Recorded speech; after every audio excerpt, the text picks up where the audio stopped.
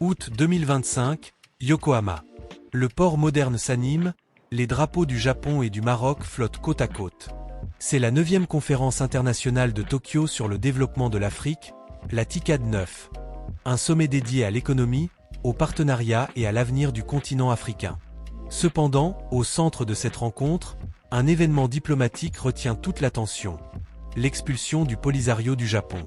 Ce geste illustre deux principes. D'une part, la non-reconnaissance du Polisario par le Japon.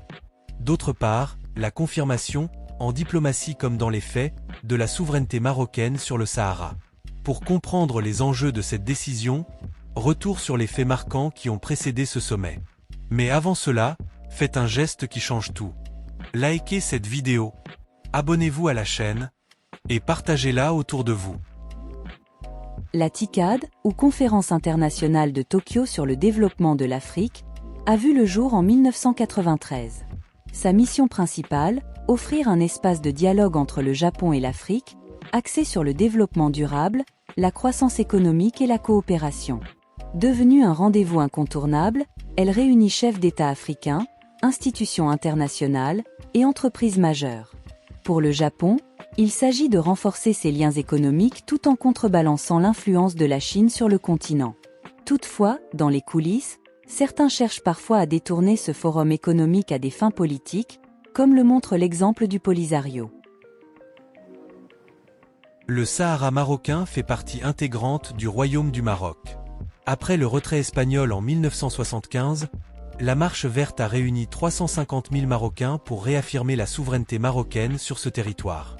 Face à cela, le mouvement séparatiste du Polisario est né avec le soutien actif de l'Algérie, contestant l'intégrité territoriale du Maroc.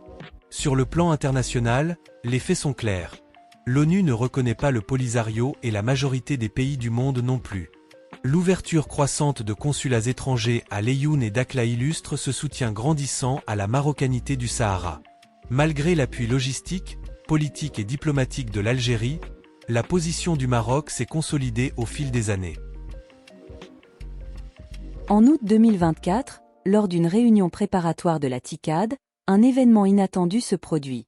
Introduit par la délégation algérienne, un représentant du Polisario s'installe et place un panonceau, Sahraoui République, devant lui. La réaction marocaine est immédiate, déclenchant une altercation remarquée et largement relayée sur les réseaux sociaux et dans la presse. Dans la foulée, le Japon rappelle sa position. Il ne reconnaît pas le Polisario et seuls les États souverains sont invités à la TICAD. Ce rappel ferme prépare le terrain aux décisions prises lors du sommet suivant. Du 19 au 23 août 2025, le Japon accueille la TICAD 9 à Yokohama. Parmi les centaines de délégués présents, le Polisario, soutenu par l'Algérie, tente à nouveau de s'infiltrer, misant sur le partenariat automatique de l'Union africaine. Mais cette fois, le Japon reste ferme. Aucun badge d'accès ne leur est remis, ils n'assistent à aucune session officielle, et leur tentative d'organiser une conférence de presse à Tokyo est annulée. La gestion rigoureuse de la sécurité diplomatique montre que le Japon ne tolérera aucune instrumentalisation politique de la TICAD. Face à la tentative d'infiltration, le Japon agit sans équivoque. Les membres du Polisario se retrouvent isolés. Badge de conférence refusé, salle de presse vide, communiqué officiel d'annulation de leur conférence. Les images de leur échec illustrent un isolement grandissant sur la scène internationale. Le message du Japon, la TICAD demeure un forum de développement, exempte de toute instrumentalisation politique. Le 26 août 2025 marque le point d'orgue, le Japon déclare les représentants du Polisario persona non grata, leur ordonnant de quitter le territoire. Officiellement, 3 raisons.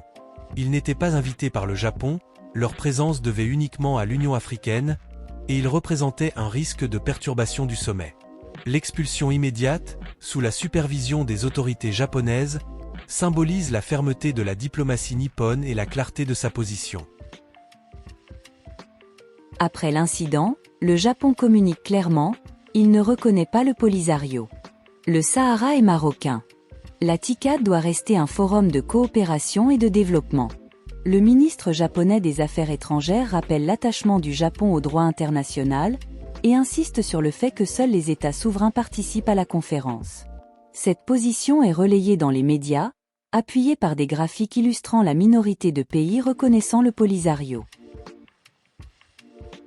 Pour le Maroc, c'est une victoire diplomatique indéniable. La fermeté du Japon renforce la position marocaine sur le Sahara. Pour le Polisario et ses parrains, cette expulsion marque une humiliation publique. Tentative avortée, conférence de presse annulée, départ précipité. Pour le Japon, le message est clair, la TICAD doit rester un forum économique. Pour l'Afrique, c'est un rappel. Les divisions artificielles nuisent à la coopération continentale. L'expulsion du Polisario à Yokohama revêt une portée géopolitique majeure. Le Japon, en protégeant la crédibilité de la TICAD et en respectant le droit international, envoie un signal fort à l'ensemble de ses partenaires africains. Contrairement à d'autres, qui cherchent à accroître leur influence à tout prix, le Japon privilégie la légalité et la neutralité. Cette position bénéficie au Maroc et empêche le Polisario d'utiliser la tribune internationale pour exister artificiellement. Que retenir? En 2024, le Polisario tentait un coup d'éclat par une simple pancarte. En 2025, il est expulsé du Japon.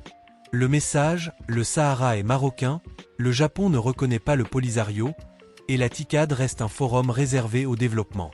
Une victoire diplomatique pour le Maroc, une humiliation pour le Polisario et ses soutiens, mais surtout la preuve que sur la scène internationale, la vérité s'impose toujours.